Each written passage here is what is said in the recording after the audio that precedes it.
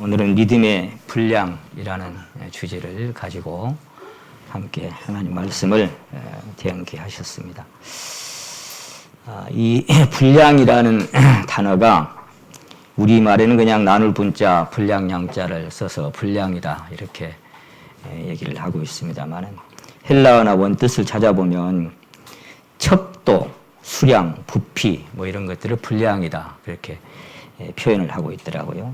그러니까 영어 성경에 보면은 더 메조 베이스라고 되어 있는데 메조라고 하는 뜻이 욥기 38장에 나오는 지구의 그 크기나 척도를 측량할 때 거의 그 단어를 씁니다.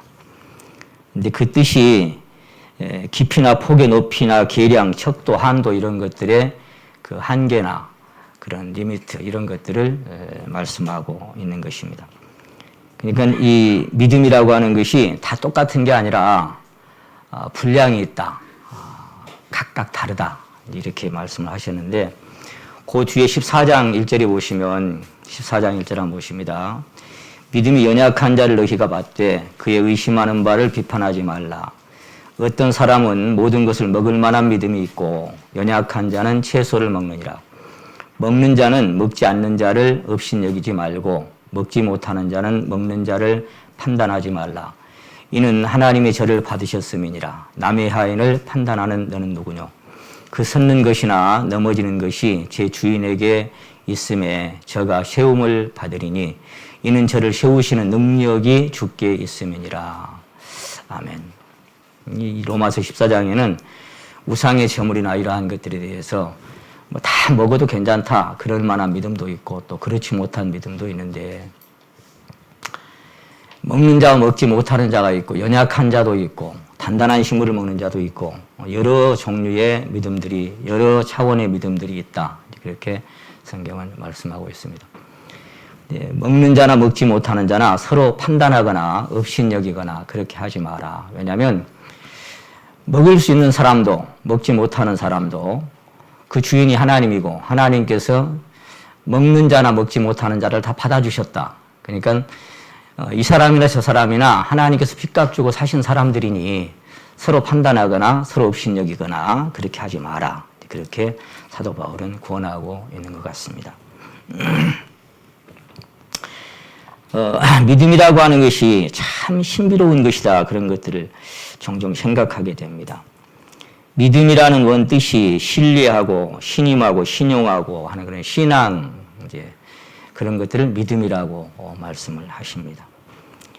믿다라고 하는 그 믿는다라고 하는 원뜻이 의지하다, 확신하다, 신용하다, 신뢰하다, 맡기다, 반드시 그대로 되리라고 확신한다. 뭐 이런 것을 믿는다라는 그런 뜻을 갖고 있는 것 같습니다.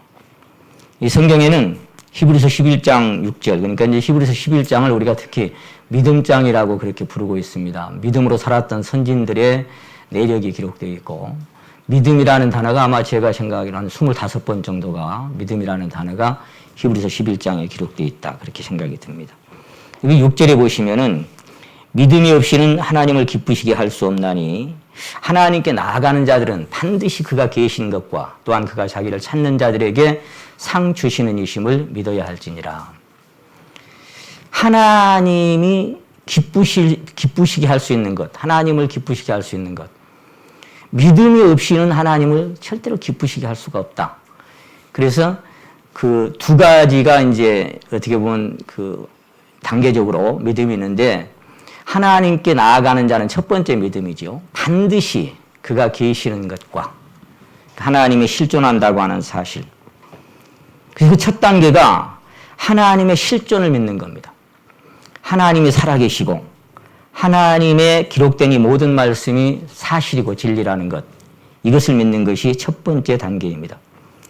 그러므로 신자의 믿음의 대상은 하나님을 믿는 것인데 그분의 살아 역사하심을 확신하는 것. 이것이 하나님께 나아가는 자들이 첫 번째 단계에서 하나님을 믿어야 하는 그런 첫 번째 조건이 되겠습니다. 말하자면 창세기 1장 1절에 태초에 하나님이 천지를 창조하시니라 이 말씀에서 요한계시록 마지막 장 마지막 절에 이것들을 증거하신 이가 속히 오리라 하시거늘 아멘 주 예수여 오시옵소서. 주 예수의 은혜가 모든 자에게 있을지어다. 아멘. 여기까지 믿는 사람들.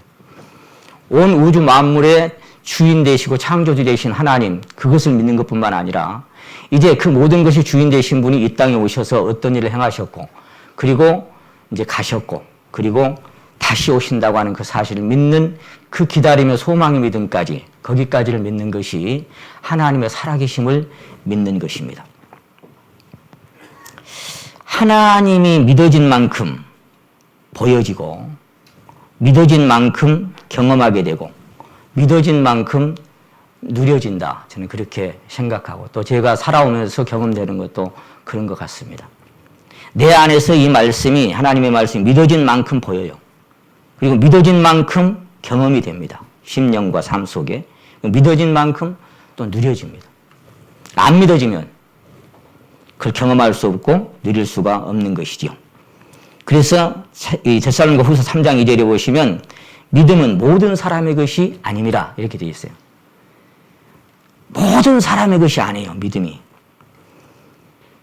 그리고 특히 믿는 자들의 구주시라. 이렇게 디모데전서 4장 10절에 기록하고 있습니다. 특히 믿는 자들의 구주시라. 나의 하나님, 나의 주님 막 그러지만 그게 입으로가 아니라 어떤 지식으로가 아니라 믿어진 만큼, 믿는 자들의 믿는 만큼의 그런 하나님이 나의 하나님으로 경험될 수 있습니다. 그 이상은 나의 하나님이 아니에요. 아무리 하나님이 광대하시고 크고 놀라워도 내가 믿는 만큼의 하나님만 나는 경험할 수가 있는 것입니다. 아무리 말씀을 들어도 듣는 자가 믿음을 화답지 아니하면, 히브리서 4장이죠. 유대민족을 가리켜서 복음을 먼저 전함을 받았지만 듣는 자들이 믿음을 화답지 않아줘. 그게 짝사랑이죠. 하나님은 아무리 사랑하고 그들에게 그 복음을 이렇게 했지만 그들이 거기 아멘으로 화답해주지 않을 때 그 복음은 그들에게 아무런 무용지물로 소용없는 것이 되어버리고 마는 것을 성경은 말씀하고 있습니다. 허공을 치고 마는 것이죠.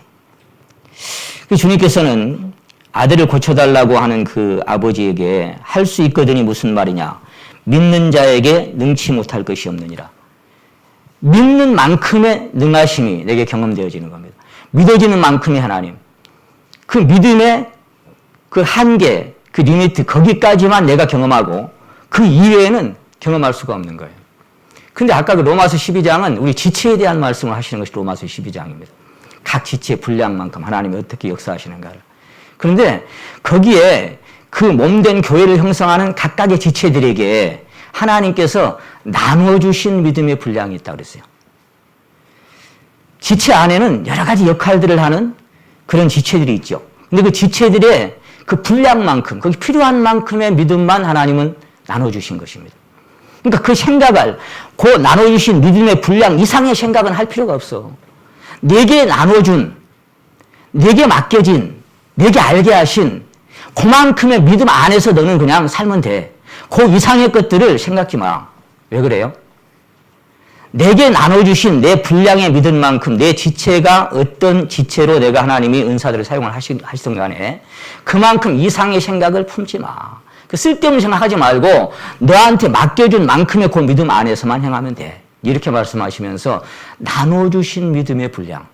그러니까 어떤 사람에게는 이만큼의 믿음을 주셨고 어떤 사람은 저만큼의 믿음을 주셨어요. 그건 내가 스스로 얻은 것이 아니라 하나님께서 나누어 주신 믿음의 분량입니다. 그만큼만 하나님이 사용하시려고 필요해서 그만큼의 믿음을 하나님께서는 허락해 주셨던 것입니다. 그래서 데살로니가전서 2장 13절에는 이 말씀이 또한 너희 믿는 자 속에서 역사하느니라.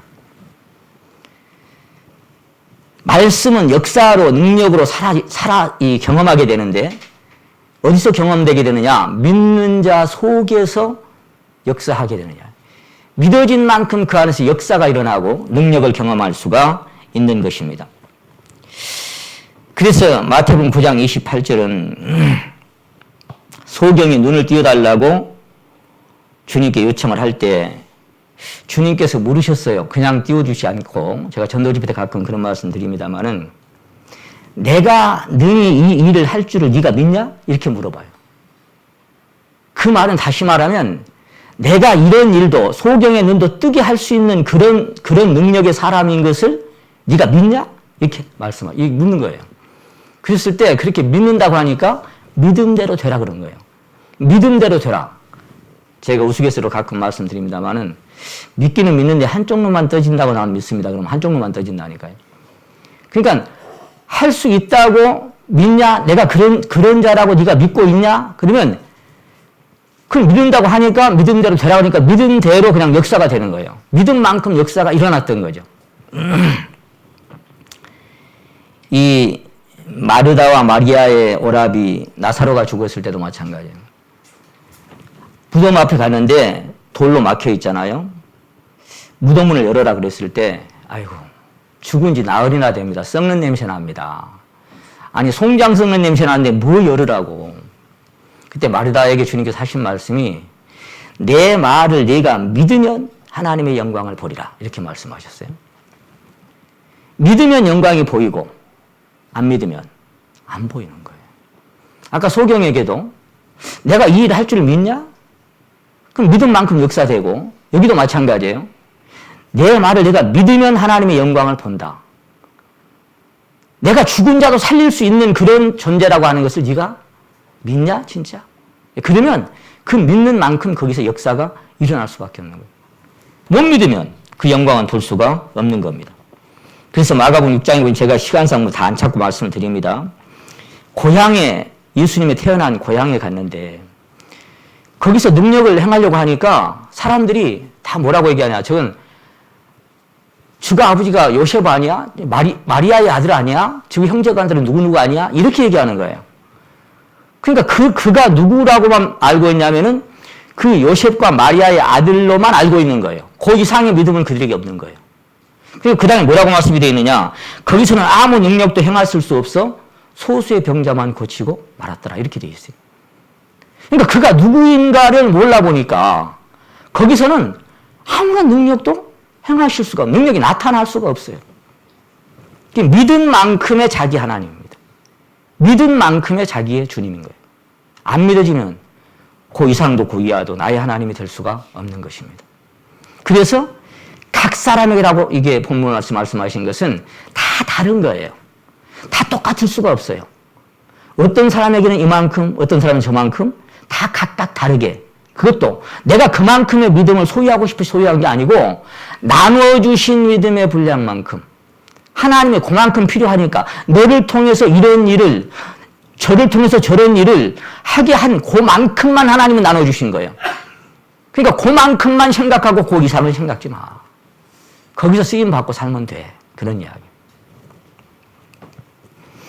당시에 주님을 따르던 사도들에게도 사실은 겨자씨 하나일 만한 믿음을 찾아볼 수가 없었던 것을 우리가 다 알고 있습니다. 그래서 누가복음 17장, 그 한번 여기 잡아두시고 누가복음 17장. 여기 제자들이 뭘 요구했는가 하면은 누가복음 17장 5절 말씀입니다. 5절 말씀. 사도들이 주께 여짜오되 우리에게 뭘 더해달라고요? 예, 믿음을 더하소서 하니 주께서 가라사대 너희에게 겨자씨 하나일 만한 믿음이 있다면 이 뽕나무들의 뿌리가 뽑혀 바다에 던지우라 하면 하였을 것이요 너희에게 순종하였으리라. 믿음을 더해달라고 하는데 그것도 같이 다니던 사도들이. 근데 너희 중에 겨자씨 여러분 잘 아시죠? 뭐 너무나 많이 들어서 잘 아시겠지만 모든 씨앗 중에 가장 작은 씨앗. 그만큼의 믿음만 있으면 그런 뽕나무들을 뽑혀서 바다에 던지라고 하면 그대로 될 것이다. 그렇게 말씀을 하십니다. 똑같은 말씀이 마태복음 17장 20절에 기록되어 있는데 거기는 겨자씨 하나일 만한 믿음이 있다면 산을 명하여 여기서 옮기라 그러면 옮길 것이다. 뽕나무가 뽑혀서 바다에 던져지고 산이 움직여서 옮겨져 버리는 그만큼의 믿음이 얼마만큼의 믿음이냐? 겨자씨 하나일 만큼의 믿음이에요. 그러니까 그만큼의 믿음만 있으면 뽕나무가 뽑히고 산이 옮겨져. 근데 그만큼의 믿음은 없다. 같이 다니던 제자들도. 그럼 오늘을 살아가는 우리들은 어쩔까요? 겨자씨 하나일 만큼의 믿음. 여러분은 스스로 어떻게 생각합니까? 믿음은 약해질 수도 있고 강해질 수도 있고 믿음에서 떠날 수도 있고 믿음에서 파손될 수도 있습니다. 믿음은 그대로 있는 게 아니고 성장하고 자라갈 수도 있는 겁니다. 근데 어쨌거나 겨자씨 한 알만큼의 믿음이 얼마만큼 믿음이냐? 뽕나무가 뽑혀서 바다에 던지울 만큼이고 산이 움직여서 옮겨줄 만큼의 믿음이 겨자씨 하나만큼의 믿음이라고. 그 한 알만큼의 믿음이 오늘 내게 있냐고. 그 한 알만큼의.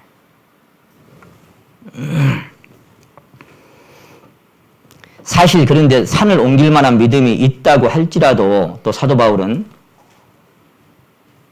고린도서 13장에서 내게는 모든 것으로 구제하고 산을 옮길 만한 믿음이 있다고 할지라도 사랑이 없으면 그것도 아무것도 아니다.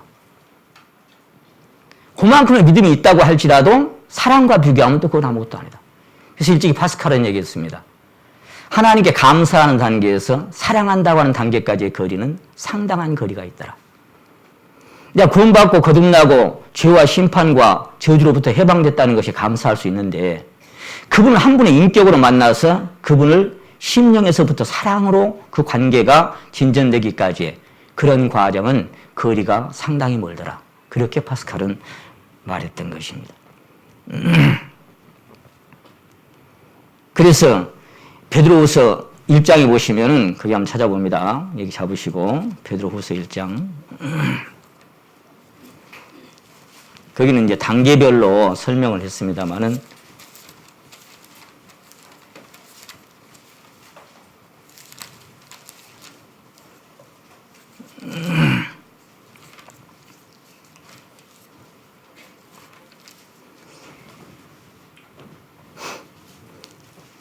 (1장 1절에) 보시면 예수 그리스도의 종과 사도인 시몬 베드로는 우리 하나님과 구주 예수 그리스도의 의를 힘입어 동일하게 보배로운 믿음을 우리와 같이 뭐하는 자들이에요? 받은 자들에게 그랬죠. 그러니까 믿음은 내가 만들어내는 것이 아니라 보배로운 믿음을 받은 자들. 우리는 그런, 그러니까 아까 믿음의 그 분량, 각 사람에게 나눠주신 믿음의 분량만큼 하나님이 나눠주시고 그걸 우리는 받은 사람들이에요. 그래서 그 믿음 때문에 우리는 신의 성품에 참여하는 자가 되게 하셨는데 5절에 보시면 이렇게 되죠. 이러므로 너희가 더욱 힘써 너희 믿음의 덕을. 자, 믿음은 그러니까 가장 기본이지요. 믿음의 덕을, 덕의 지식을, 지식의 절제를, 절제의 인내를, 인내의 경건을, 경건의 형제 우애를, 형제 우애의 사랑을 공급하라. 믿음은 가장 기본이고 거기서 마지막 단계로 갈수록 형제 우애가 나오고 거기서 사랑을 공급하는 여기까지가 자라가는 것이고 거기까지 성장하지 못하면 소경들이다. 그렇게까지 표현할 만큼 거기서 계속해서 발전해 나갈 것을 성경은 요구하고 있는 것입니다. 그러니까 믿음은 내가 자의로 얻거나 더하게 할 수가 없는 겁니다. 나눠주신 믿음의 분량. 오늘 본문 말씀에서 하나님께서 각 사람에게 나눠주신 믿음의 분량만큼 각 사람에게 나눠주신 만큼 믿음의 소유와 그러니까 하나님께서 얼마를 허락하셨든지 간에 그 허락하신 만큼만 내가 누릴 수 있어요. 그러니까 아무리 내가 믿음이 좋아도 그것은 내가 뭘 잘해서 얻어진 게 아닙니다. 하나님께서 나눠주신 것이기 때문에 하나님만 자랑할 수밖에 없는 사람들이죠. 왜냐하면 믿음의 주체가 내가 아니라 주님이시기 때문입니다. 여러분 잘 아시는 히브리서 12장 2절에서 믿음의 주요 또 온전케 하시는 이인 예수를 바라보라. 믿음의 주요 이 말씀이 다른 버전에는 믿음의 창시자요 이렇게 되어 있어요. 믿음의 완성자이신 예수를, 믿음의 시작이신 예수를, 믿음의 근원이신, 믿음의 주인이신. 믿음은 누구냐? 그 본체가 바로 주님입니다. 믿음의 주체, 믿음의 창시자, 믿음의 시작, 믿음의 근원, 믿음의 본체, 이것이 주님이신 거예요. 그러니까 주님이 내 안에 임하시지 않고는 그 믿음이 형성될 수가 없는 것이 믿음이라고 하는 신비한 겁니다. 참 놀랍죠. 이 세상의 끝이 아니라 영원한 세상이 있다는 것을, 거기 지옥과 천국이 있다는 것을, 잠시 후에 주님이 다시 오셔서 우리를 불러가신다는 사실을 믿는다는 것, 보이는 세상은 소망이 아니라는 것, 보이지 않는 것만 소망이라는 것, 그러니까 사실은 이 믿음이 내 안에서 더 밝아지고 더 깊어질수록, 왜? 이 영적 세계가, 그럼 보여지는 이 세상은 어째요? 점점 가치 없는 세상이 되어가겠죠. 그런데 이 믿음의 세계, 영적인 세계가 어두워지면 세상이 밝아지겠죠. 반면에. 그럴 수밖에 없는 게 이 믿음이라고 하는 아주 신비로운 것입니다. 주께서 그 심령의 믿음을 주실 때 그 속에서 역사하사 경험하게 되고 그것을 감지하게 되는 것입니다. 믿음의 실체요 창시자요 믿음의 주체이신 그리스도께서 성령으로 인하여 심령의 임마누엘 되실 때 비로소 믿음이 싹을 틔우게 됩니다. 이것을 요한복음 1장 12절에는 영접하는 자, 한 분의 인격을 말씀하고 있죠. 영접하는 자고 그 이름을 믿는 자들에게는 하나님의 자녀가 되는 권세를 주셨으니, 거듭난 순간이고 혈통으로나 육정으로나 사람의 뜻으로 나지 아니하고 하나님께서 난 자라고 하는 그런 순간부터 그 믿음의 실체가 내 안에 오셨고 그분으로 인한 믿음의 새로운 싹이 싹트서 자라기 시작하는 것이죠. 그러므로 성령이 없이는 어떤 사람도 그 믿음을 경험할 수가 없습니다. 고린도전서 12장 9절에 보시면 다른 얘기는 같은 성령으로 믿음을 그렸어요. 9가지 은사가 나오는데 같은 성령으로 믿음을, 그러니까 그 믿음은 성령으로 인하여 형성될 수 있다고 하는 사실을 말씀하고 있는 겁니다. 야고보서 2장 1절에 보시면 내 형제들아 영광의 주 곧 우리 주 예수 그리스도를, 그 다음에 한번 따라해 보십니다. 믿는 믿음을 너희가 받았으니. 자, 그러니까 그 예수 그리스도를 믿는 그 믿음이라고 하는 것이 내가 믿어야지 한다고 딱 얻어졌던 게 아니라 그 그리스도를 믿는 믿음을 너희가 받았으니. 아까 나눠주신 믿음의 분량이라고 그랬죠. 그래서 그 믿는 믿음을 주실 때 내 안에 그 믿음이 형성되고 믿는 자수 역사하시는 생명의 역사가 발화되기 시작했던 것입니다. 그래서 아까 우리가 읽었던 베드로서 1장 1절에서 보배로운 믿음을 함께 받은 자들에게, 그것이 너무너무 보배로운 믿음이다. 정말 하나님의 역사 없이는 아무도 알 수 없고 아무도 믿어줄 수 없는 너무나 놀랍고 신비로운 것이기 때문에 보배로운 믿음이라고 표현했던 것입니다. 이 보배로운 믿음이라는 이 단어가 다른 말로는 귀한 믿음을, 소중한 믿음을, 귀중한 믿음을 함께 받은 자들. 한 사람 한 사람이 받아봤는데 받아놓고 보니까 그게 다 똑같은 믿음들이에요. 누구? 그리스도 한 분으로 형성된 그런 믿음들로 함께 연합될 수 있도록 그렇게 우리를 한 머리 대신 그리스도 안으로 불러주셨던 것입니다. 그것이 예수 그리스도를 영접하는 것이고, 갈라디아 2장 20절이 내가 그리스도와 함께 십자가에 못 박혔나니 그런즉 이제는 내가 산 것이 아니요 오직 내 안에 그리스도께서 사신 것이다. 이제 내가 사는 것은 나를 사랑하사 나를 위하여 자기 몸을 버리신 하나님의 아들을 믿는 믿음 안에서 사는 것이다. 우리가 믿는 그 주체는 딱 한 분이시죠. 그 아들을 믿는, 그 그리스도를 믿는 그 믿음 안에서 사는 삶, 그것이 그리스도 안에서의 삶을 형성되게 되는 것입니다. 그런데 그 믿음이 너무나 소중하기 때문에 사도 바울은 고린도후서 그 13장에서 여기 자꾸 한번 찾아봅니다. 고린도후서 13장. 그 믿음이 이 고린도 교회에 꼭 심어주고 싶은, 고린도후서 13장 5절입니다.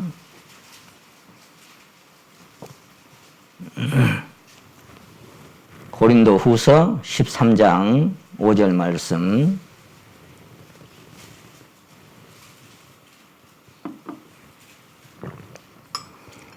너희가 믿음에 있는가 너희 자신을 시험하고 너희 자신을 확증하라.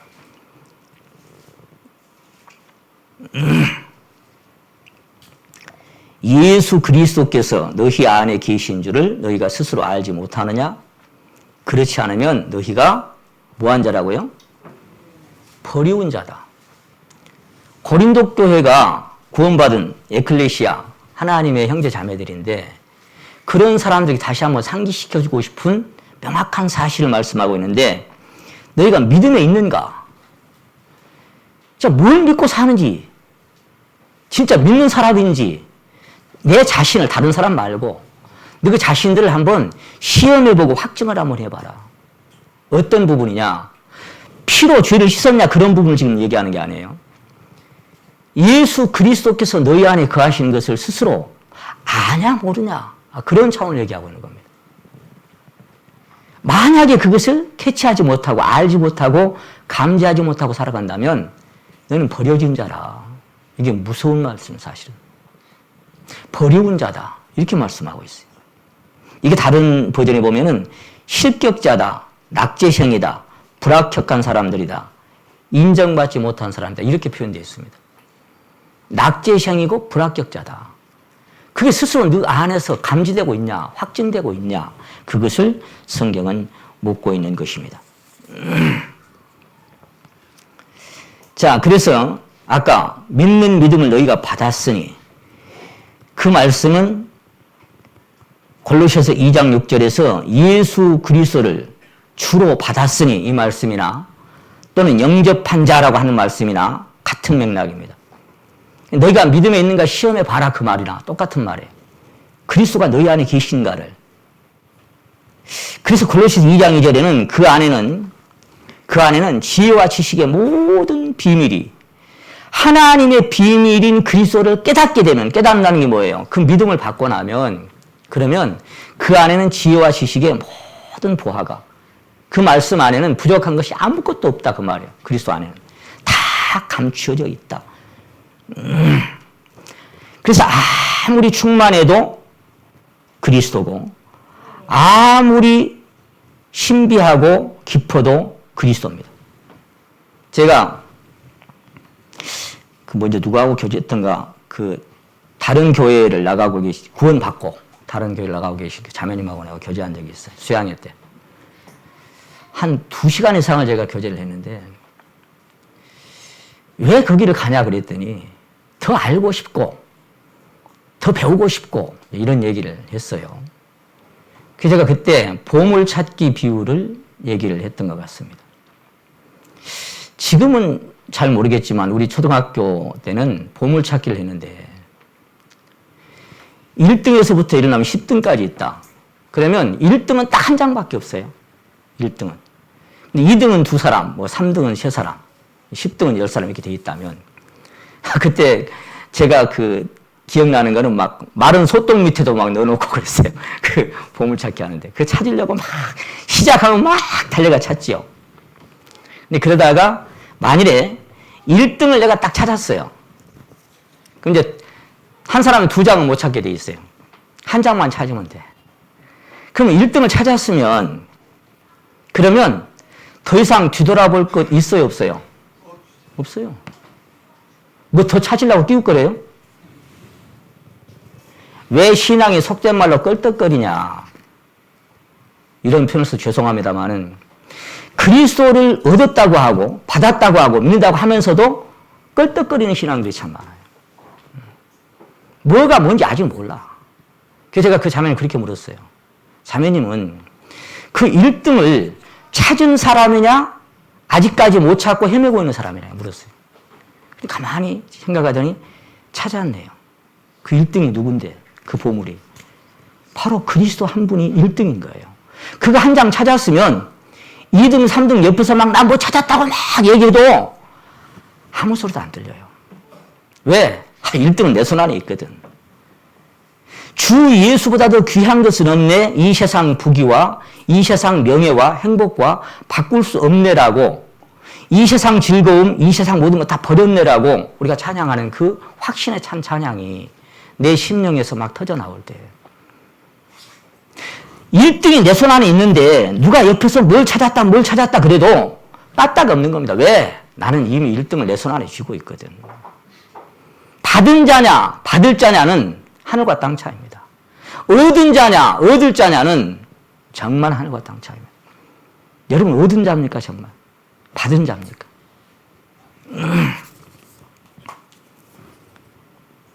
제가 여기 그리스도 한 분을 이렇게 표현해 놓은 것을 옛날에 언젠가 집회 때 한번 내가 읽어드린 기억이 나는데 잠깐 한번 읽어드리겠습니다. 그리스도 한 분을 이렇게 표현해 놨어요. 영광스럽고 한이 없으며 놀랍고 믿기 어렵고 광대하며 비길 수 없고 기묘하고 굉장하고 엄청나고 장엄하고 강하고 독보적이고 인상적이고 가장 아름답고 가장 뛰어나고 대단하고 어마어마하고 무한하고 거대하고 웅장하고 승리하고 의기양양하고 너무 귀하고 환히 빛나고 비할 데 없고 훌륭하고 멋지고 가장 높고 지혜롭고 거룩하고 흠이 없고 완전하고 위대하고 소중하고 은혜와 진리가 충만하신 그리스도. 이렇게 표현하더라고요. 여러분에게 그리스도는 어떤 분입니까? 어떻게 믿고 있습니까? 분량이 다 달라요. 여러분이 만난 하나님, 여러분이 만난 그리스도는 어느 정도입니까? 도대체 어떤 분이십니까? 이분은 그분을 만나고 너무너무 놀라워서 이렇게 표현을 했어요. 하나님의 영광의 광채시요 그분의 본체 형상이신 그리스도, 만세와 만대로부터 오므로 감추었던 그리스도, 하나님의 비밀이요 하나님의 생명이신 그리스도, 만왕의 왕이시며 만주의 주이신 그리스도, 우주 만물의 창조주시요 모든 생명의 주인이신 그리스도. 이렇게 믿고 있습니까? 그분이 감히 내 심령을 거쳐 삼으시고 내 안에 임재하사 내 생명이 되셨습니다. 하늘과 땅에는 모든 권세로 만유를 통치하시는 그리스도, 그 안에는 신성의 모든 충만이 생명으로 역사합니다. 이런 분을 내 심령에 만났는데 변화가 안 생길까요? 여러분, 사랑이 오면 그 사람이 변화될 수밖에 없어요. 이런 분이 사랑으로 생명으로 내 안에 부어졌는데 그 사람이 변화가 안 일어날까요? 그냥 밋밋할까요? 제가 전도에 가끔 말씀드립니다. 소경이 눈을 딱 뜨는데 어떻게 그 눈을 뜨게 했냐고 막 질문을 하니까 그 소경이 요한복음 9장에서 다른 거 몰라요. 딱 하나 분명한 대답을 했어요. 내가 그가 누군지 나는 잘 모른다. 한 가지 아는 게 있다. 그게 뭐냐면 전에는 감고 있다가 이제는 본다는 사실이다. 이거 하나. 그 차이 아시겠습니까? 내가 감고 있다가 내가 본다고 하는 것. 근데 구원을 받았는데 내가 보고 있는지 안 보고 있는지 뭐가 뭔지 잘 모르겠다. 눈 뜬 사람 맞아요? 그렇게 시시껄렁한 게 아니에요.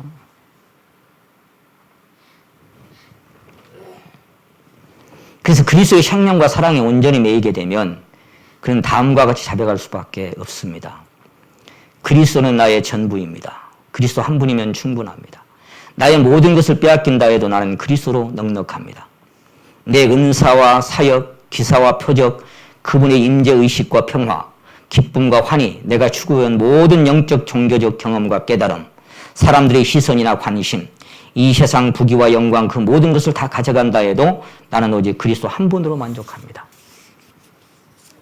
참 놀라운 간증이 이 그리스도로 인하여. 그래서 사도 바울은 무엇이든 내게 유익하던 것을 내가 그리스도를 위하여 다 해로 여길 뿐만 아니라 배설물로 여기고, 왜냐하면 그리스도 한 분을 딱 발견하고 나니까 내가 가진 모든 율법의 행위나 그동안의 종교 생활들이 배설물로 밖에는 그렇게 밖에는 감지가 안 되는 겁니다. 그리스도의 가치는 이 세상 모든 언어를 다 동원한다 할지라도 감히 10,000,000의 1도 표현할 수가 없습니다. 그래서 일찍이 오스틴 팍스라고 하는 형제님은 놀라운 유산 예수 그리스도라고 하는 책에다가 이렇게 적고 있습니다. 그 아름다운 매혹에 눈이 밝아지면 이제껏 추구하던 모든 일들은 다 뒷전이 된다 그랬어요. 거기에 눈이 딱 밝아지기만 하면, 그분 진짜 제대로 만나기만 하면 그 말이에요. 토마스 아퀴나스는 이렇게 말하고 있습니다. 그가 책을 엄청 많이 썼어요. 믿음에 관한 책들을, 신화에 관한 책들을. 근데 말년에 가서 그리스도가 누구인지를 한 분의 인격을 새롭게 경험하고 나서는 그 심령에 계시된 새로운 경험을 하고 펜을 딱 버렸습니다. 그러면서 이렇게 얘기했어요. 나는 더 이상 글을 쓸 수가 없다. 내게 계시된 그리스도께 비하면 내가 이제껏 쓴 모든 글들은 한낱 지푸라기에 불과하다. 이렇게 표현합니다. 옆에서 계속 책을 쓰라고 막 해도 더 이상 나 책 안 써요. 왜? 내가 지금 만난 이 그리스도는, 내가 지금까지 써왔던 모든 것들은 지푸라기야. 진짜 만나면, 진짜 그분을 경험하면 그 모든 과정이 다 지푸라기였던 것을. 그래서 여러분, 이 믿음은 가장 놀라운 하나님의 유산이죠. 하나님이 우리에게 주신, 각 사람에게 나눠주신 믿음의 분량만큼에서 그 핵심이 그리스도 한 분입니다. 이것이 아브라함의 믿음이고, 이것이 로마서 4장에서 한번 찾아봅니다. 그 앞에 로마서 4장. 이 믿음이 바로, 그런즉 육신으로 우리가 조상된 아브라함이 무엇을 얻었다 하리요? 만일 아브라함이 행위로 의롭다 하심을 얻었으면 자랑할 것이 있었으려니와 하나님 앞에서는 없느니라. 성경이 무엇을 말하느냐? 아브라함이 하나님을 믿음에 이것을 저에게 의로 여기신 바 되었느니라. 일하는 자에게는 그 삭슬 은혜로 여기지 아니하고 빛으로 여기거니와, 일한 것이 없이 일을 아니할지라도 경건치 아니한 자를 의롭다 하신 이를 믿는 자에게는 그의 믿음을 의로 여기시나니, 일한 것이 없이 하나님께 의로 여기심을 받은 사람의 행복에 대하여. 아브라함도 행복자고, 유대민족도 행복자였고, 야곱도 행복자였고, 다윗도 행복자였죠. 다윗이 말한 바 그 불법의 사하심을 받고 그 죄를 가리우심을 받는 자는 복이 있고, 주께서 그 죄를 인정치 아니하실 사람은 복이 있도다 함과 같으니라. 그런데 그 행복에 대하여, 뭐가 진정한 행복입니까? 그리스도를 만난 것이 진정한 행복이죠. 이 믿음이 올 때 너희가 그 은혜를 인하여 믿음으로 말미암아 구원을 얻었나니 이것이 너희에게서 난 것이 아니요 하나님의 선물이라. 아까 나눠주신 그 믿음을, 믿는 믿음을 받는, 그래서 받은 것이고 선물은 받은 것이죠. 그렇게 우리 안에 행복으로, 평강으로 찾아오신 우리 주님. 이렇게 받고 보니까 내 옆에 똑같은 것을 받은 사람들이 있었더랬어요. 에베소 4장 갑니다. 제가 지난번에 말씀드렸지만 너무나 놀라웠어요. 야, 이런 사람들이 있었구나. 4장 4절. 몸이 하나요 성령이 하나이니 이와 같이 너희가 부르심의 한 소망 안에서 부르심을 입었느니라. 주도 하나이요 믿음도 하나이요 세례도 하나이요 하나님도 하나이시니 곧 만유의 아버지시라. 만유 위에 계시고 만유를 통일하시고 만유 가운데 계시도다. 몇 가지가 하나입니까? 7가지가 하나입니다. 몸이 하나요 성령이 하나요 소망이 하나요 주도 하나요 믿음도 하나요 하나님도 하나요 세례도 하나요. 똑같이 받은 사람들에게 그리스도 한 분 안에서 하나 되는 것이 확인될 때 우리는 형제 자매라 부를 수 있었고, 그 가운데 한 가족이라, 하나님을 아버지로 모신 한 권속이라고 우리는 여김을 받게 되었던 것입니다. 언제까지 하나입니까? 그래서 때로는 내 가족보다, 내 친족보다 형제 자매가 더 귀하고 그것이 너무나 소중한 내 지체들인 것을 우리가 감지하고 살아가는 것입니다. 이 믿음은 그래서 세대를 초월하고 국경을 초월하고 인종을 초월하고 남녀를 초월하고 교단도 초월하고 빈부 귀천을 초월해서 하나입니다. 7가지에서 하나 된 사람들. 이 하나 된 것이 나와 아버지가 하나라고 하신 그리스도가 하나님과 연합되어 하나인 것을 우리에게 본으로 보여주신 것이고, 그것이 하나로 연결돼서 연합된 것처럼 우리가 하나 된 것처럼 하나 되게 해달라고 그렇게 간절히 기도했던 것이 요한복음 17장입니다. 하나가 되게 해주십시오. 하나가 되게 해주십시오. 하나가 되게 해주십시오. 하나가 됐는데 왜 자꾸 하나가 되게 해달라고 했을까요? 그 한 분 안에서 뿌리 내리고 같은 그리스도를 공급을 받으면 하나예요. 그런데 그 내면에 그 그리스도 한 분에게서 오는 것으로 받아서 나누지 못하고 자꾸 섞여진 것으로 받아. 우리는 이 에베소 4장 한번 가봅니다.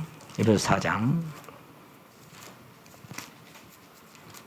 저는 여기서 참 놀라운 사실이 뭐냐면은 4장 11절입니다. 그가 혹은 사도로 혹은 선지자로 혹은 복음 전하는 자로 혹은 목사와 교사로 주셨으니 이는 성도를 온전케 하며 봉사의 일을 하게 하며 그리스도의 몸을 세우려 하심이라.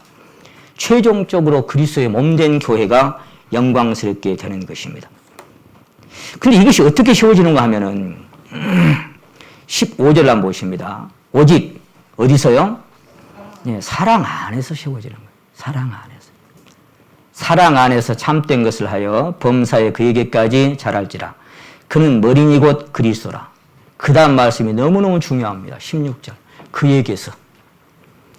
만약에 머리 대신 그분에게서부터 공급되는 내 심령의 생명의 주로 오셔서 생수의 근원 되신 분으로부터 솟아나는 거기로부터 온 것이 아닌 다른 것들이 섞여져 버리면 몸은 썩어버립니다. 교류가 되겠습니까? 금방 병들어 버리고 상해져 버리면, 다른 피가 섞여져 버리면. 그에게서 온 것이, 그에게서 온 몸이 각 마디를 통하여 도움을 입음으로 연락하고 상합하여 각 지체의 분량대로 역사하여 그 몸을 자라게 하며 또 어디에서? 사랑 안에서 세워갑니다. 그분의 사랑 안에서 자라가고 그분의 사랑 안에서 세워져가는 것이 이 동일한 믿음을 받은 형제 자매들의 지체들인 것입니다.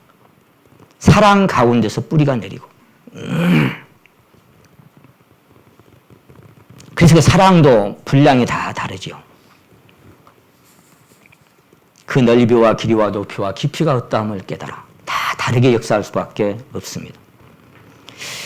신앙의 성장, 믿음이 성장한다고 하는 것은 베드로후서 1장 18절에 보시면 예수 그리스도의 은혜와 저를 아는 지식에서 자라가라 그랬어요. 그리스도의 은혜와 그 그리스도를 알아가는 것에서 자라가라 그 말이에요.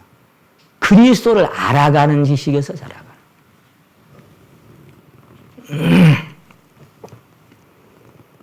그러니까 성장이라고 하는 것은 주님을 한 분의 인격으로 만나고 그분과 사귐이 깊어지는 것입니다.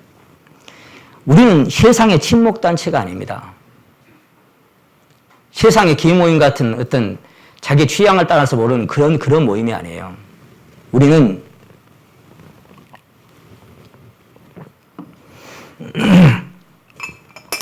사도 요한께서 말씀하셨던 것처럼 우리의 사귐은 아버지와 그 아들 예수 그리스도로 말미암아 사귀어지는 사귐이지 그 아들 그리스도로 말미암아 그분으로 인한 사귐이 아니라면 오합지졸이죠 사실은. 무슨 의미가 있어요? 만남이. 우리의 사귐은 이 세상 어떤 것과도 비교할 수 없는 에클레시아, 불러내서 모여진 정말 소중한 땅에는 성도는 존귀한 자니 나의 모든 즐거움이 저에게 있다고 하는 그 소중한 만남. 왜 소중해요? 청와대 대통령 빠지면 뭐 소중해요? 그분 한 분이 계시기 때문에 그리스도가 한 분이 계시기 때문에 그분을 나눌 수 있는 것이 소중한 거예요. 그분 때문에 소중한 사람이 된 거. 그럼 무슨 가치가 있겠어요? 저를 아는 지식에서 그래서 그분의 생명과 사랑이 내 안에서 증가하는 것이고 나를 향하신 그분의 은혜와 자비와 긍휼과 사랑이 얼마나 깊고 무한한 것인지를 체험해가는 것입니다. 더 많이 체험해가고 경험해가는 것. 제가 가끔 그런 말씀드리죠. 하나님의 사랑은 너무나 완벽하고 온전해서 퍼펙트해서 거기다 더할 것도 덜할 것도 없다. 인간이 만약에 거기다가 더하고 덜할 수 있다면 파스칼은 망언을 하고 망언을 했던 것이죠. 무한한 것에 유한을 더해도 무한은 조금도 변함이 없다. 무한한 길이에다가 한자를 더해도 결과는 마찬가지다. 인간의 선이나 의를 가지고 하나님의 사랑을 더하게 하거나 덜하게 한다면 그 사랑은 이미 완전한 사랑이 아닌 거예요. 하나님의 사랑은 완벽한 사랑인 겁니다. 허드슨 테일러가 중국 내륙 선교사였던 허드슨 테일러가 그런 얘기를 합니다. 이제 막 망망대해의 바닷가에 그 바다를 어떻게 표현했냐면은 그리스도의 그 생명과 사랑으로 표현했죠. 그 망망대해의 바닷가에 막 당도했다. 이제 막 한 방울을 내가 맛봤다. 근데 그것으로 충분하더라. 더 이상 필요치가 않더라. 도대체 그가 맛본 그 한 방울은 뭐였을까요? 아까 내가 지금까지 써왔던 모든 것들이 지푸라기였다라고 얘기했던 오스틴 팍스는 뭘 봤기 때문에 그렇게 얘기했을까요?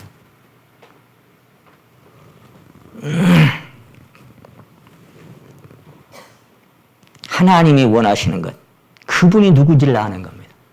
그분이 누군지를. 일찍이 호세아 선지자를 통해서 호세아 6장 6절에 말씀하셨죠. 나는 인애를 원하고 제사를 원치 아니하며 번제보다 하나님을 아는 것을 원하노라. 인자를 원하고, 그러니까 자비와 사랑과 인애와 친절과 하나님의 본성, 그것을 베풀어 주시기를 원하시는 것이 하나님이시고, 그 하나님이 어떤 분인지를 알아가는 것을 나는 원하는 것이지 제사를 원치 않는 것이다.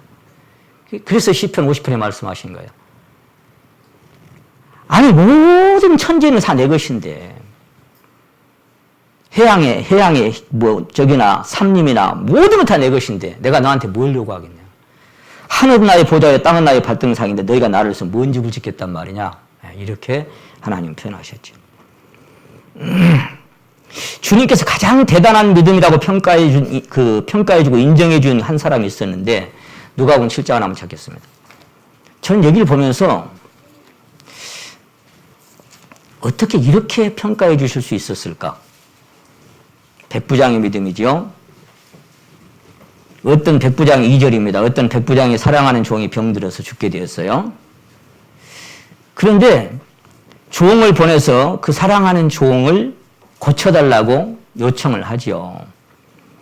근데 주변에 있던 사람들이 이제 5절에 보니까 저가 우리 민족을 사랑하고 또한 우리를 위하여 회당을 지었나이다. 로마인입니다. 외국인입니다. 하나님의 백성이 아니에요.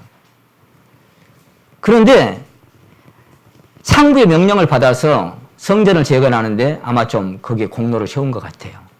그러니까 저 사람 도와주는 게 합당합니다. 그렇게 얘기를 합니다. 이 6절에 보시면 예수께서 함께 가실새 이에 그 집이 멀지 아니하며 백부장이 벗들을 보내어 가로되 주여 수고하지 마옵소서. 내 집에 들어오심을 나는 감당치 못하겠나이다. 그럼 내가 죽게 나아가기도 감당치 못할 줄을 알았나이다. 말씀만 하사 내 하인을 낫게 하소서. 저도 남의 수하에 든 사람이요 제 아래에도 군병이 있으니 이대로 가라 하면 가고 저대로 오라 하면 오고 제 종대로 이것을 하라 하면 하나이다. 예수께서 들으시고 이를 기히 여기사 여겨 돌이키사 쫓는 무리에게 이르시되 내가 너희에게 이르노니 같이 한번 읽어봅시다. 시작. 이스라엘 중에서도 이만한 믿음을 만나보지 못하였노라 하시더라. 보내었던 사람들이 집으로 돌아가 보매 종이 이미 건강하여졌더라. 이 로마의 백부장 한 사람의 믿음을 이스라엘 중에서도 이만한 믿음은 내가 찾아볼 수가 없었다. 그러니까 지금까지 주님이 만나보신 그 믿음이 있다고 하는 사람들 중에 믿음 중에 최고의 믿음의 사람으로 평가를 해주신 거예요. 이만한 믿음을 가진 사람을 내가 아직까지 만나본 적이 없어.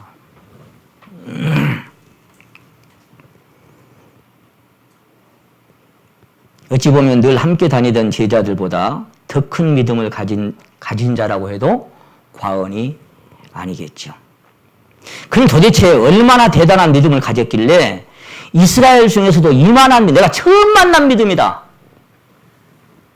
야, 이런 믿음 내가 어디서도 내가 만나본 일이 없어. 이렇게 왜 주님은 평가해 줄까요? 그거 뭘 했길래? 뭔 믿음을 가졌길래?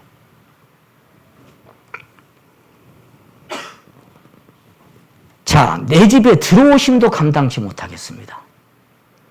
내가 주님 앞에 나아가서 주님을 뵙는 것도 감당도 못하겠습니다. 그냥 말씀만 한 말씀 해주십시오.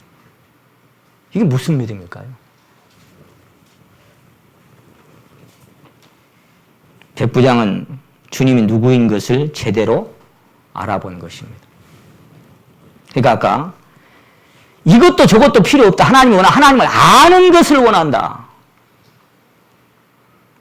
제자들 중에서도 만나볼 수 없었던 믿음. 그가 누구인지를 백부장은 정확하게 알았어요. 어쩌면 단 한 번도 대면한 적이 없었음에도 불구하고 그분이 하나님이신 것을 그분이 전능자이심을 알고 믿는 자였던 것입니다.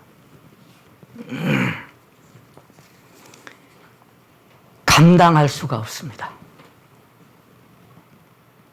저를 아는 지식에서, 저가 누구인지를 알아가는 지식에서 자라가라. 사귀면 사귈수록 그분의 인격과 그 만남 속에서 사귐이 진행되면 진행될수록 그분이 누구인지를 알겠죠. 때로는 푸른 초장도 걷게 하시고, 쉴만한 물가도 걷게 하시고, 때로는 눈물 골짜기도 걷게 하시고, 때로는 사망의 음침한 골짜기도 걷게 하시면서 나를 떠난 적이 없고 나와 함께 동행하시면서 이런저런 많은 것들을 경험하게 하시면서, 그러니까 믿음이라고 하는 건 각 사람에게 나눠주신, 이 사람이 경험한 것을 저 사람은 경험하지 못할 수도 있고 저 사람이 경험한 것을 이 형제는 경험하지 못할 수도 있는 것입니다. 그래서 아까 먹는 자와 먹지 못하는 자가 있는데 서로 업신여긴 판단하지 마. 그는 그만큼의 믿음을 하나님이 나눠주셨고 저 자매에게는 저만큼의 믿음을 하나님이 나눠주신 거야. 여러분, 그 아는 지식에서, 그분이 누군지를 아는 지식에서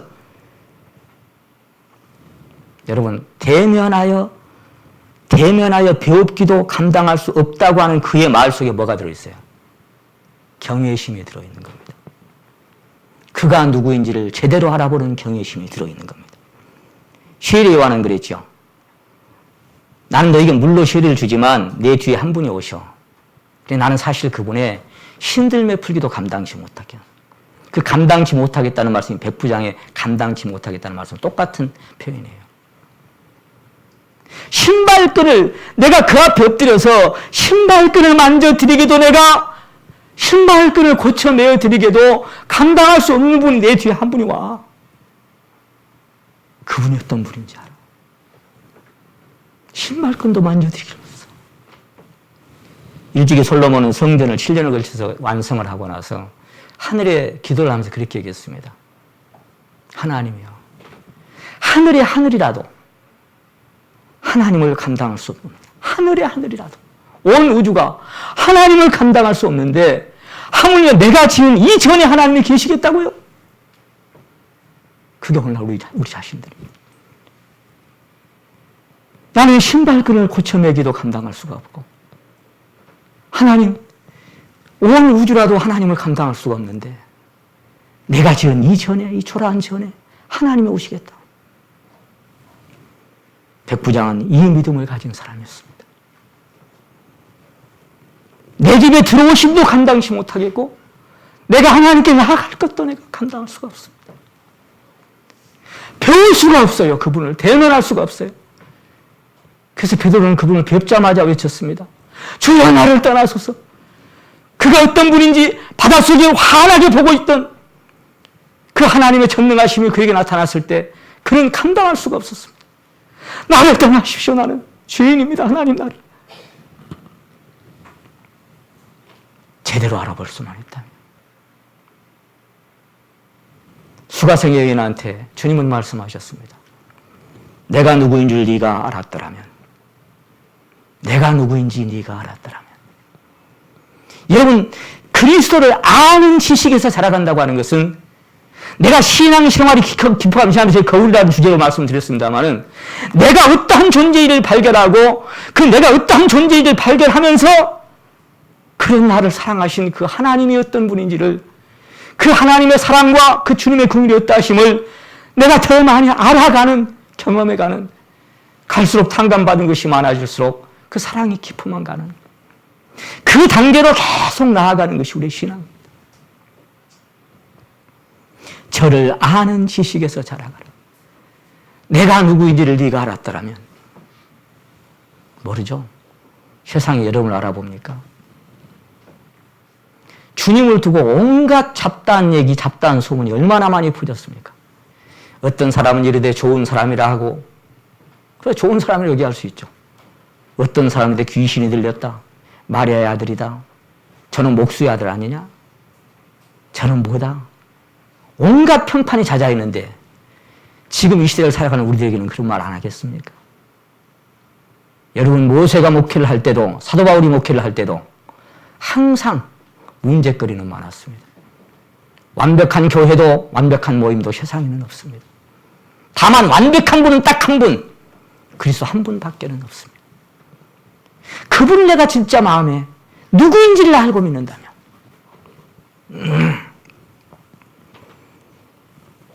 백부장이 주님께 뭐라도 드린 것이 있었을까요? 다만 상부의 명령을 따라서 그 성전을 재건했을 뿐입니다. 도왔을 뿐이에요. 뭘 드렸을까요? 주님을 위해서 뭔 봉사를 하고 뭘 했을까요? 그분이 누군지를 알아봤어요. 아무것도 한 것도 드린 것도 없지만 그분이 내가 대면하기에도, 그가 내게 오셔서 대면하기에도 내 집에 들어오심도 나는 감당할 수 없는 인생이고, 그 뭐요? 나를 보고 주님을 본 겁니다. 내가 어떤 존재인지를 보니까 그분이 내게 오심을 감당치 못하겠고, 그분이 어떤 분인지를 내가 보니까 내가 그분이 내게 오심도 나는 감당할 수가 없는 그 두 가지를 다 봤던 사람이 백부장입니다. 그래서 주님은 어찌 보면 함께 따라다니면서 그 많은 말씀을 듣고 배웠던 제자들보다도, 그 누구보다도 그 백부장의 믿음을 어디서도 만나볼 수 없는 가장 아름다운 믿음을 가진 자로 그렇게 표현했던 것입니다. 그래서 주님은 요한복음 6장에서 보리떡 물고기 먹고 예수님 금방 우리 먹여줬는데 어디 갔지? 하고 찾았어요. 왜 도망갔습니까? 왕을 삼으려고 하니까. 그분이 누군지를 몰라봐. 아직까지 어떤 주님을 아냐? 보리떡 물고기 먹여주는 그 정도의 주님밖에 몰라. 어디 가시대? 금방 계시더만. 가버나움 바닷가에 가. 그래 가자. 어마어마한 무리가 쫓아갔습니다. 그리고는 언제 여기 오셨냐고 반갑게 하는데 예수님은 썰렁합니다. 너희가 나를 찾는 까닭은 떡을 먹고 배부른 까닭이다. 표적을 본 까닭이다. 내가 누군지를 몰라보고 지금 따라다닌다 그 말이에요. 그러면서 너희가 썩는 양식을 위하여 일하지 말고 썩지 않은 양식을 위하여 일하라 했을 때 어떻게 해야 우리가 하나님 일을 하겠습니까? 그때 주님 말씀하십니다. 하나님의 보내신 자를 믿는 것이 하나님의 일이다. 하나님의 보내신 자를 믿는 것이 하나님의 일이야. 그래서 아까 그리스도를 믿는 믿음 안에서 살아가는 것이 신앙의 삶인 거예요. 그를 믿는 믿음, 그것이 하나님의 일이라고. 주님을 메시아로 구세주로 전능하신 하나님으로 알고 믿는 믿음, 정확하게 그가 누구인지를 알아보고 백부장의 믿음을 주님은 이스라엘 중에서 어디서도 만나볼 수 없었던 최고의 믿음이라고 인정해 주시고 그의 믿음대로 역사하시고 그의 종이 치료되는 것을 그가 경험하게 하셨던 것입니다. 제자들 늘 함께 따라다니면서도 수많은 표적과 능력을 보고 들었으나 정작 그분이 누구인지는 알아볼 수가 없었던 것 같습니다. 그래서 파도와 바람을 꾸짖었을 때 제자들이 마가복음 4장 41절에 그렇게 말했지요. 저가 뉘기에 바람과 파도도 순종하는 거. 백부장의 믿음하고 비교를 해보세요. 말씀만 하시면 했던 그 백부장의 믿음과 제자들이 저가 뉘기에 같이 다니면서도 이게 누구야 도대체 뭐야 이 사람 누구지? 이 누구게 도대체 바람과 파도가 다 순종을 해버리지? 알아봤다는 거예요? 몰라봤다는 거예요? 누군지를 모르는 거예요. 마태복음 8장에는 그들이 기이히 여겨가로되 이 어떤 사람이기에 바람과 바다도 순종하는 거. 뭐 이 사람 뭐야? 이 사람 뭐야? 우리 선아가 자주 쓰는 말이 있어요. 저거 언뜻하면은 뭐 저런 사람이냐? 이렇게 얘기를 해요. 내가 어디서 저런 말을 배워가지고 와가지고 언뜻하면 그래 저한테 뭐 저런 사람이 다 있냐? 이렇게 제자들의 마음이 그래도 예수님 쳐다보는 뭐 저런 사람이 다 있냐? 그 말이에요. 우리 선아 말처럼. 저가 니게 뭐야 저게? 바람과 파도가 순종을 해? 몰라봤다. 백부장의 믿음과는 완전히 다른. 백부장은 한 번도 따라다닌 적이 없지만 그분을 알아봤어요. 저를 아는 지식에서 자라가는 것. 그 그분이 누군지를 경험해가는 것. 그래서 너희는 나를 누구로 아느냐? 사람들이 나를 누구로 아느냐? 그렇게 물은 거예요. 예레미야나 뭐 선지자나 엘리야나 너희는 나를 누구로 아냐? 너희는 뭐 수많이 들었습니다만은 주는 그리스도를 살아계신 도마가 그랬죠.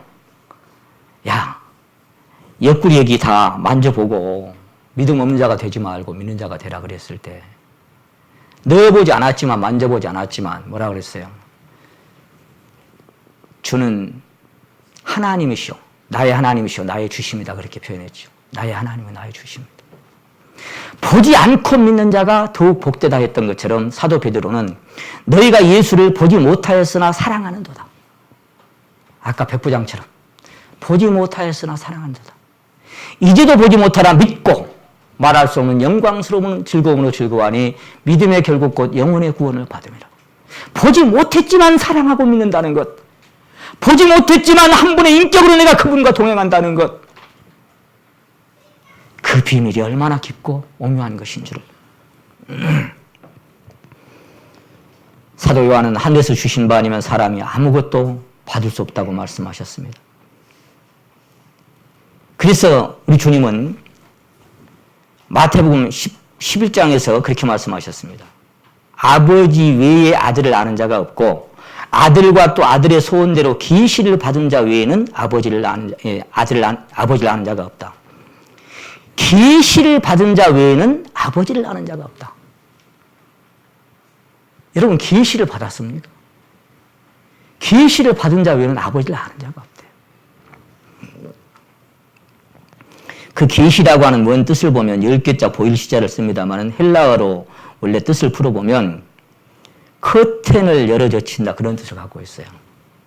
커튼을 열다, 뚜껑을 열다, 베일을 벗기다 라는 말에서 유래하는 것이 계시라는 단어랍니다.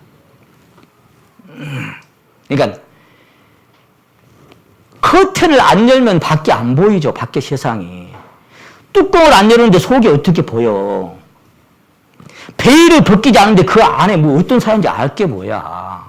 그러니까 계시라는 뜻이 뚜껑을 여는 것이고 커튼을 여는 것이고 베일을 벗기는 거예요. 그러니까 그렇게 열어주고 벗겨주고 제쳐주지 않으면 안 보인다 그 말이에요. 누가? 하나님이 그렇게 벗겨줘야 보인다 그 말이에요. 내가 아무리 연구를 하고 보려고 해도 하나님이 보여주지 않으면 안 보여요. 볼 수가 없는 거예요. 그래서 고린도서 3장에는 그렇게 말씀하셨어요. 새 언약이 왔고 그리스도가 이미 오셨는데 구약을 읽을 때 오히려 수건이 저희 마음을 덮어두다 그랬죠. 성경에 마음의 눈도 있고 마음의 귀가 있잖아요. 그게 수건이 덮어졌어. 수건이. 계시가 뭐예요? 커튼을 열고 뚜껑을 열고 베일을 벗기는 거예요. 마음에 수건이 덮여 있으니까 볼 수가 없는 거예요. 그리스도를 아무리 들어도 보는 눈과 듣는 귀가 깨닫는 마음을 안 줬어. 그러니까 볼 수가 없고 들을 수도 없고 깨달을 수도 없어요. 그 열어젖혀야 보여주는데 그래서 갈라디아 3장에는 그런 말을 씁니다. 율법 아래 우리가 매인바 되었다가 한번 따라 하십니다. 계시될 믿음의 때까지 그때까지 그리스도를 감춰놨어요. 그래서 만세와 만대로부터 오므로 감추었던 것인데 그랬죠. 그리스도가 오셔서 이미 다 행하시고 다 근데 몰라봐 누군지를. 왜 그래요? 수건이 덮였기 때문에. 근데 주께로 돌아가는 순간 그 수건이 벗어진다 그랬죠. 여러분 벗겨지고 휘장이 거쳐지고 커튼이 거쳐지고 뚜껑이 열려질 때 그것을 누가 하냐? 하나님이 그렇게 위로부터 아래까지 휘장이 찢겨져서 그 안에 깊은 곳에 지성소에 그 내면에 가장 깊은 곳에 계신 그분의 음성을 엘리야처럼 세미한 음성을 듣고 그분과 함께 동행하는 그 삶이 무엇인지를 경험하지 못하면 근데 그것을 경험하면 아까 오스틴 팍스처럼 입만 벌리면 그분을 얘기할 수밖에 없어요. 하나님의 성령으로 봉사하고 그래서 예수로 자랑하고 육체를 신뢰하지 아니하는 그래서 예수로 자랑하고 왜? 아까 그분들이 표현했던 것처럼 너무너무 엄청나고 얼마나 대단했던지 그분 만나고 나니까 내가 지금까지 했던 모든 것 지푸라기더라. 그래서 그분밖에는 할 말이 없는 거예요. 우리가 교제라고 하는 것은 뭐예요? 만나면 두 가지밖에 얘기할 게 없어요. 내가 이렇게 하나님 앞에 비춰보니까. 아까 백부장이 뭐예요? 나를 봤어요, 나를. 나를 보니까 어째요? 나아가기도 감당할 수가 없고, 그분이 어떤 분인지를 보니까 그 두 가지를 다 본 거예요. 내게 오심도 감당치를 못하겠고, 나를 발견하면 하나님 앞에서 자랑할 것이라는 교제에도 그 두 가지밖에 없습니다. 나는 나의 연약함밖에 자랑할 게 없고, 그리고 반면에 그 주님의 크신 사랑과 그분의 은혜밖에는 말할 수가 없는, 그래서 예수의 십자가로 자랑하고 그리스도만 자랑할 수밖에 없는, 그거 이외에 어떤 것도 자랑할 게 없습니다. 그래서 엠마오로 갔던 두 제자가 함께 가는데 같이 가는데 누군지를 몰랐죠. 그럼 뭐라고 되어 있어요? 눈이 가려져서 그랬죠. 눈이 가려져서. 벗겨지지가 않았어요. 눈이 가려져서 누군지를 몰라보는 거예요. 그래서 주님은 본다고 하나 소경이고 듣는다고 하나 귀몰이라고 말씀하셨던 것입니다. 여러분, 말씀을 읽고 듣고 묵상하다가 내 심령에 전광석화처럼 한순간 확 이렇게 깨달아지는 말씀들이 있어요. 읽는다고 다 내 말씀이 아니고 주님이 계시된 그 순간만 내 말씀이에요. 그래서 그 믿는 자 속에서 역사되는 그 순간이에요. 주님이 떡을 떼서 그들에게 한 조각을 주니까 어땠어요? 누가복음 24장 21절에 저희 눈이 밝아 그인 줄을 알아보더니, 아까까지 몰랐던 그분이 그 떡 한 조각 받아먹고 딱 쳐다보니까 눈이 밝아져서 바로 알아봐요. 그게 계시예요, 계시. 열어주고 벗겨주고 뚜껑을 열어주는 겁니다. 그리고는 그들은 얘기합니다. 우리에게 성경을 풀어주실 때 우리 속에서 마음이 뜨겁지 아니하더냐. 여러분, 성경이 밋밋하게 읽어진 게 아니고 보다가 울고 보다가 뜨겁고 보다가 사랑이 벅차고, 그것이 살아있는 생명인 거예요. 그것이. 여러분, 뜨거움의 반대가 뭡니까? 차가운 겁니다. 그 중간이 뭡니까? 미지근한 겁니다. 지금 이 시대가 그런 시대입니다. 라오디게아. 덥지도 않고 차지도 않고 미지근하니 내가 너를 토하여 내치리라. 몇 년 전에 그런 일이 있었어요. 뭐 이상한 교단들 막 해가지고 막 섞여져. 그것도 거듭났다는 사람들이, 갈라디아 교회처럼. 그때 누가 그런 얘기를 한 적이 있었습니다. 우리 교회 안에서요. 얼마나 미지근했으면 똥파리가 소뚜껑이 앉냐. 그런 얘기를 했어요. 말씀을 풀어주실 때 우리 속에서 뜨겁지 아니하더냐. 그게 있으면요, 그 어떤 것에 미혹이 되겠어요? 얼마나 미지근하면 똥파리가 소뚜껑에 앉아있냐. 내 안에서 진짜 그리스도가 계신다면, 그 보물찾기 1등을 내가 진짜 내 손안에 만났다면, 얻었다면 뭘 기웃거리겠어요? 뭐를?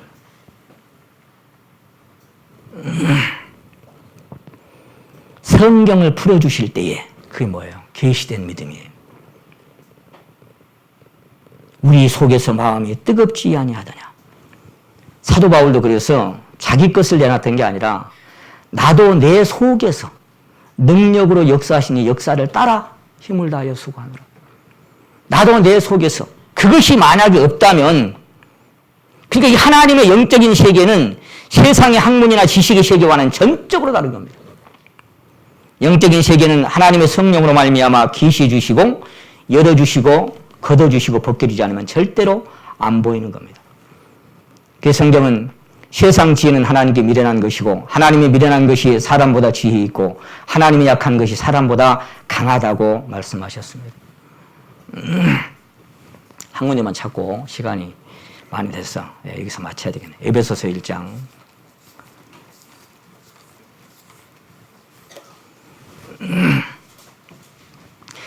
이 에베소에서는 3장에 가서 보면은 측량할 수 없는 그리스도의 풍성이 나옵니다. 측량할 수 없는 깊은 것을 말하고 있는 게 에베소서지요. 근데 거기 누구한테 편지를 쓰고 있습니까? 하나님의 뜻으로 말미암아 그리스도 예수의 사도된 바울은 에베소에 있는 성도들과 그리스도 예수 안에서 신실한 자들에게 편지하고 있어요. 거듭나고 구원받고 신실한 사람들에게 근데 그들을 향해서 그 신실한 형제 자매를 위해서 막 기도하는 기도가 있었어요. 그 기도가 무슨 기도예요? 17절에. 우리 주 예수 그리스도의 하나님 영광의 아버지께서 지혜와 계시의 정신을 너희에게 주사 하나님을 알게 하시고, 그들이 하나님 모릅니까? 너희 마음 눈을 밝히사 그의 부르심의 소망이 무엇이며 성도 안에서 그 기업의 영광의 풍성이 무엇이며 그의 힘의 강력으로 역사하심을 따라 믿는 우리에게 베푸신 능력이 지극히 크심이 있다는 것을 알게 하시길 내가 구한다. 계속 기도가 뭐예요? 그 신실한 형제 자매를 위한 그 기도가 뭐야? 그 안에 너희들에게도 내가 본 이 지혜와 계시의 정신을 좀 열어서 그 비밀의 영광이 얼마나 풍성한 것을 좀 봤으면 좋겠다. 그걸 계속 에베소 전체가 그런 맥락으로 진행이 됩니다. 여러분, 우리는 가야 할 길 얼마나 남아있는지 모르겠습니다만은 이 세상에 한번 태어나서 어쩌다가 우리가 우리 주님을 만났습니다. 그리고 그 주님을 만난 그 생명의 능력 안에서 형제 자매로 부르심을 얻게 되고, 오늘 이 순간까지 우리 안에 그 그리스도가 얼마나 풍성한 것을 우리는 지금 함께 때로는 배우고 때로는 나누고 누리고 그렇게 살아가고 있습니다. 주님 한 분 때문에 우리는 행복한 사람인 줄로 믿습니다. 살아갈수록 그분을 더 많이 경험하고 더 많이 누리게 되시기를 간절히 원하고, 고린도후서 11장 성찬에 관한 말씀